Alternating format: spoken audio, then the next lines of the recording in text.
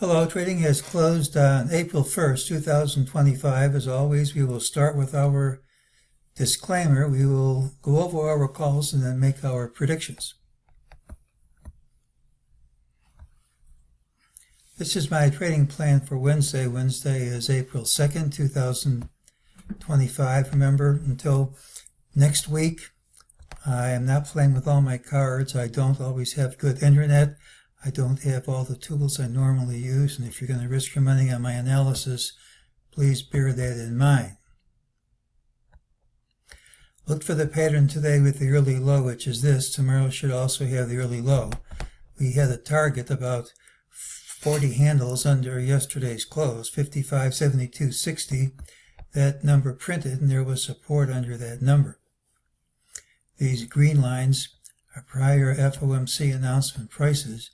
You can see how they mark support resistance areas. This is just to review what we said.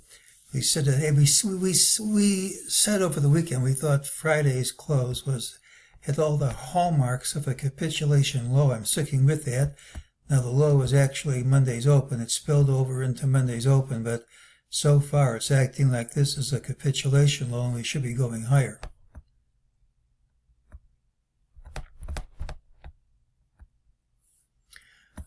In the afternoon, MEJT gave an ultimate sell signal. That played out. We had a regular sell signal. That played out. There was an optional higher target, and that played out too. So those things have all worked. This is a daily chart. We now have confirmation of the reversal bar on Monday, which involved the lower Bollinger Band when it was flat.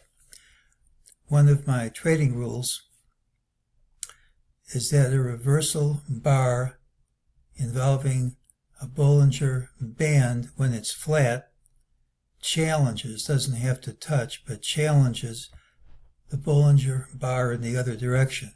And that's over 5,800 right now. So now this is moving down, so you can't say exactly, but if that's right, we could easily travel 100 to 200 handles higher if that's the right interpretation before this low falls.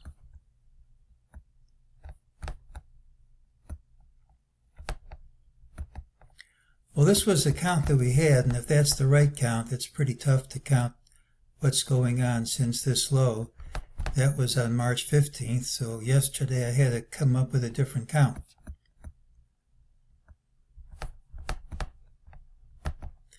I came up with this. You have an A, you have a B, you have a C. The fibs work. If you look inside B, the A, B, C works and all the subwaves work. And then you can count this as a 5-wave structure with good Fibonacci relationship between waves 1, 3, and 5, and it stopped right at the low. Let's focus in on a smaller time frame. Smaller time frame looks like this, and everything works out. If that's right, this could be 2, it could be A of 2 without breaking any rules.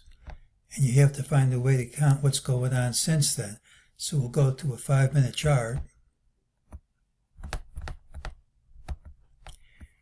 And whether this low and this rally is wave 1 of some degree or wave A, I think we have an ABC.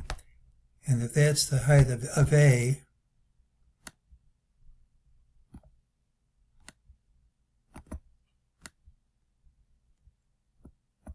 well, these should be equal.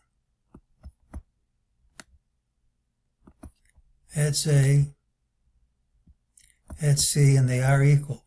So if that's the right interpretation, we had this 1 or A, here's an ABC, we should keep going up tomorrow. Now today's pattern usually closes near the high, it didn't, but tomorrow's open can substitute for today's close. So ideally we're going to gap and promptly overtake this high first thing tomorrow. And if that doesn't happen, I'd be suspicious. Maybe this isn't the right idea, but I'm going to stick with it for now.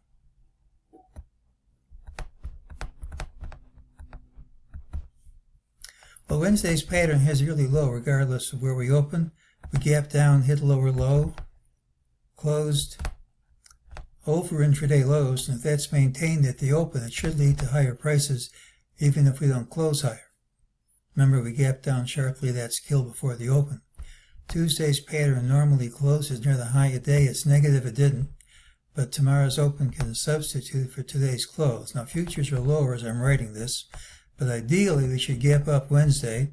I guess gap in either direction is more accurate, but it should be gapping up and promptly overtake today's high. I'd be suspicious of the analysis failing if that doesn't happen. I still think the Friday close, Monday open marked the capitulation low at all the hallmarks I look for except for the high volume. I think that's enough. And if that's the right interpretation, we should rally and challenge the upper Bollinger Band. That doesn't mean we challenge it in the day. So we have a wave count and sentiment indicators looking for higher prices. It could be significantly higher prices. If I'm right, we're going to gap and take this high out early. And if that doesn't happen, I'm going to put my eraser in one of my hands and see if something else is going on. But as long as we gap and take this out, I'm going to stick with that interpretation that we're headed higher, and that's today's call.